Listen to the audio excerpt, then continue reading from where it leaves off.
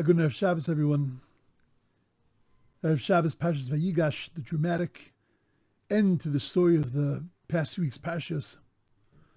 Yosef, sitting with his brothers, he can't hold himself back, and he reveals himself on the Yosef ode of Yichai. And then the Torah tells us, Vayapel al Tzavari Binyamin, he falls on the necks of Binyamin Echov Vayevch, and he cries, Binyamin Bocha al Tzavari, and Binyamin cries on his neck. So Rashi explains, what's the Vayevch, what are they crying about? You would imagine that they're crying about the amazing moment that these two brothers are reunited, the pain that they had been through, more so than any of the other brothers, because they were from the same mother, they had a special connection to each other, and now they're finally reunited? But Rashi says, what's the Vayevch? Al Shnei Mikdashos, on the two temples, Sha'asidin Liyos Bechelko Shel Binyamin, Beis HaMikdash 1, Beis HaMikdash 2, that's going to be in the portion of Binyamin. The Selfie Licharev, in the end, it's going to be destroyed. Binyamin Bochal Mishkan Shilei, and Binyamin was crying for Yosef that it was going to be a Mishkan in Yosef's territory. And the Selfie Licharev, in the end, it was going to be destroyed. Yosef was crying over the pain of Binyamin. Binyamin was crying over the future pain of Yosef.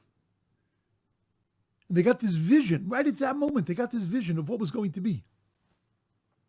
What was going to be in the future. And while that's a beautiful explanation, I want us to wonder why Dafka now, at the moment of this great reunion, at the moment where the gig is up, where now the truth is revealed, why at this moment were they privy to this kind of vision, that this is what was going to happen in the future? Why not cry just for the pain and for the joy of being back together, of being reunited? The pain of being torn apart, the joy of being reconnected? Why did it have to be for anything else?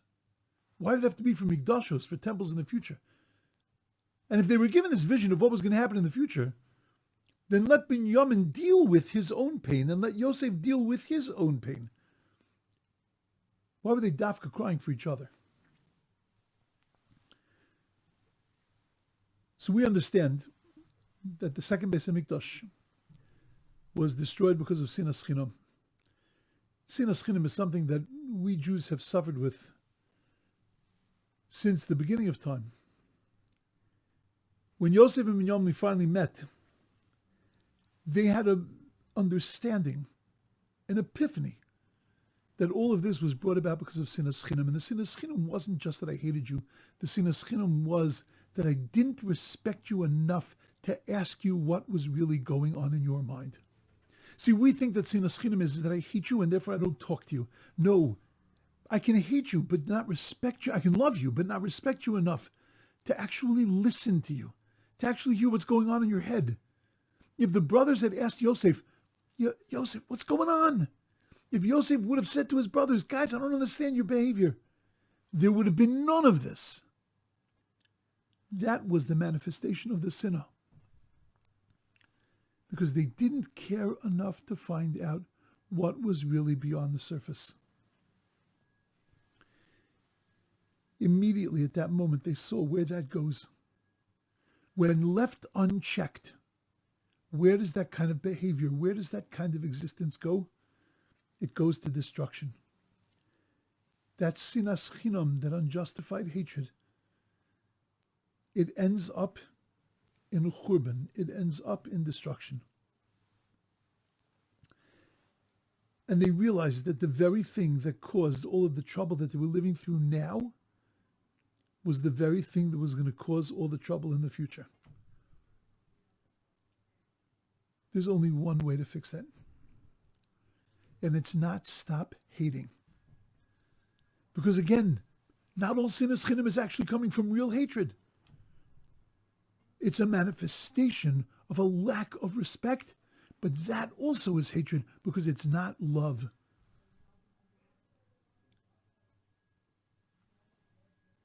The way to fix that is by listening to another person, opening your heart,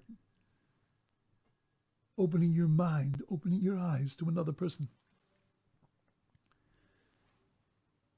The way to fix the sinner is through unjustified love.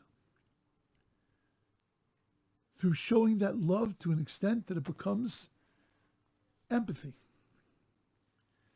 And that's why each one of them cried for the other one. Because that's the only way to fix this. They saw not only what happens in the end, that how it causes destruction, but they saw how to fix that destruction. It's not about me, it's about you. Let me cry for you. And you cry for me. And that's the antidote to what was going on here with the sale of Yosef. There's a very beautiful message that says in the future when God wants to destroy the world, he goes to the Avos HaOlam, he goes to the fathers of the world, and he asks them, he lets them know that the world is going to be destroyed. And each one defends the Jewish people, but to no avail. Rachel Imenu finally stands up and says to God, what are you jealous? You're worried that they're going after other gods? It's causing you jealousy? Let me tell you a little bit about jealousy. My sister got to marry my husband under the chuppah. I was supposed to be there. My husband and I knew something was cooking up, so we decided that we were going to come up with some kind of code word. But I didn't want my sister to be embarrassed, so I gave my sister the code word. Look at how much I cared about her. Look at how much I thought about her. Look at how much I was worried about what was going to happen to her. It wasn't about me. I had given me up long before that. And I just worried about her. And that should be enough of a reason, God, to save the Jewish people. That this is their foundation.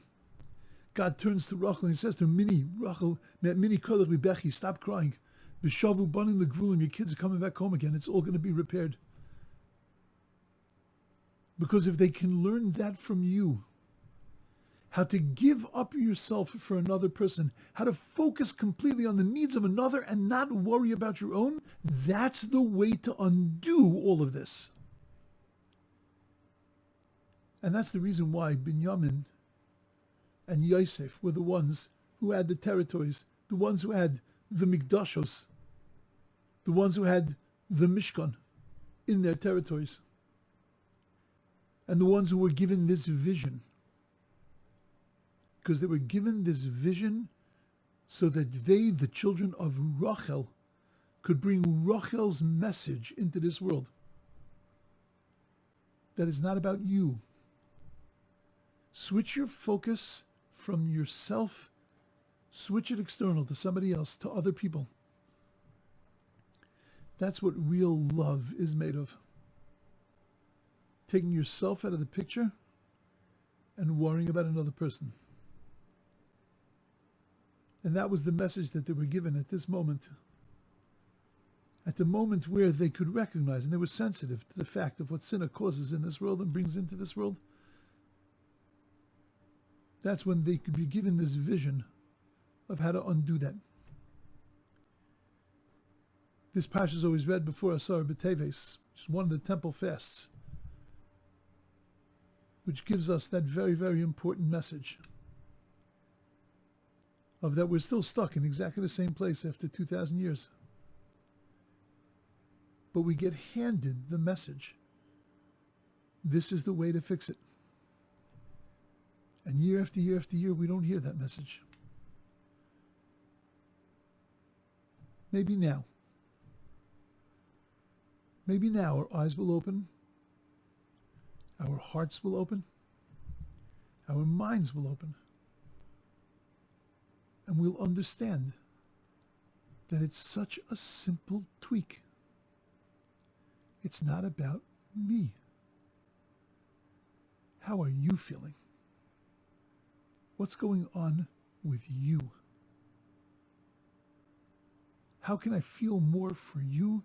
How can I cry more for you? How can I laugh more with you? How can I celebrate more with you? That's the way to undo this muck and this mire of sinas chinam. Is just flip that switch. Like we do on our phones. You just hit a little button. And it changes the focus from taking your picture to taking somebody else's picture. Imagine if we could do that. Imagine how awesome our lives and our world would actually be. Everybody should have a beautiful, wonderful, awesome, amazing Shabbos.